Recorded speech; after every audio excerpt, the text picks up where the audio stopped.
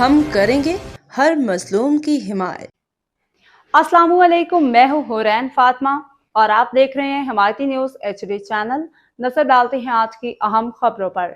मलिर दुम्बा गोट से ताल्लुक रखने वाले पाकिस्तान तहरीक इंसाफ PTI के सपोर्टर आसिफ अली पलारी ने और दुम्बा गोट के नौजवानों मोहसिन पलारी, साबिर अली पलारी, हादी बख्श, खस्कीली नजर मोहम्मद पलारी और बासित अली पलारी को जिला मलिर में हालिया सरकारी नौकरियों की भर्तियों में नजरअंदाज करने पर और इस तनाज़े पर कानूनी नोटिस जारी कर दिया गया।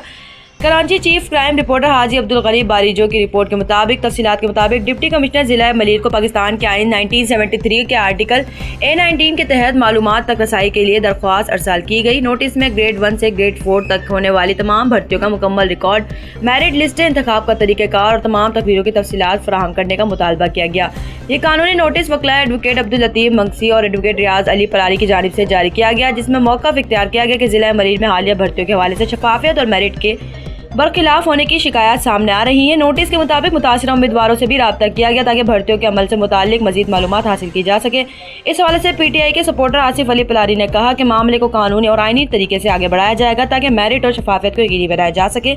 आखिर में दुम्बा गोट के नौजवानों ने खा के हमें मलिर के MP और MNA ने भी नजरअंदाज कर दिया गया। क्या हम मलिर के शहरी नहीं? तफसील इस रिपोर्ट में। हींअर जेके 1 खां 4 ग्रेड जूं नौकरियूं आयूं आहिनि, जंहिंमें सरासर असां सां नाइंसाफ़ी कई वई आहे। मनपसंद माण्हुनि खे नौकरियूं ॾिनियूं वयूं आहिनि। असां वटि 2021 जे इंटरव्यू जूं रिसीविंग मौजूदु आहिनि।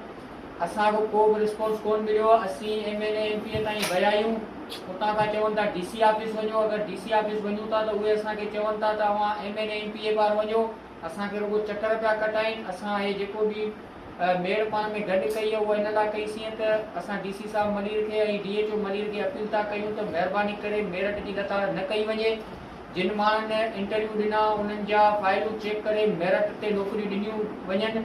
हींअर जिन बि माण्हुनि खे नौकरियूं ॾिनऊं उहे सभु मनपसंद माण्हू आहिनि ऐं उनजा ख़ासि माण्हू आहिनि। जेको बि ग़रीब तबिको आहे उन मां कंहिंखे बि नौकरी कान मिली आहे। जिन खे बि नौकरियूं ॾिनऊं उहे सभु उन्हनि जा मनपसंद माण्हू, उन्हनि जी ओताकनि ते वेहण वारा माण्हू आहिनि। बाक़ी ॻोठ वारनि सां कंहिंसां बि जाइज़ कोई चऊं, सभिनी सां नाजाइज़ ई चऊं। तक़रीबन पूरे मलिर जे अंदरि जेके बि पढ़िया लिखिया नौजवान आहिनि उन सभिनीनि खे नज़रअंदाज कयो वियो आहे।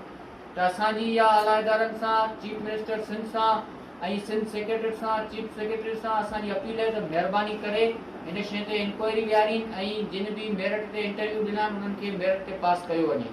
वॾी महिरबानी। बाखबर रहिए हर जगह हर वक्त। जानिए मुल्की और गैर मुल्की हालात वाक़यात यकीन के साथ।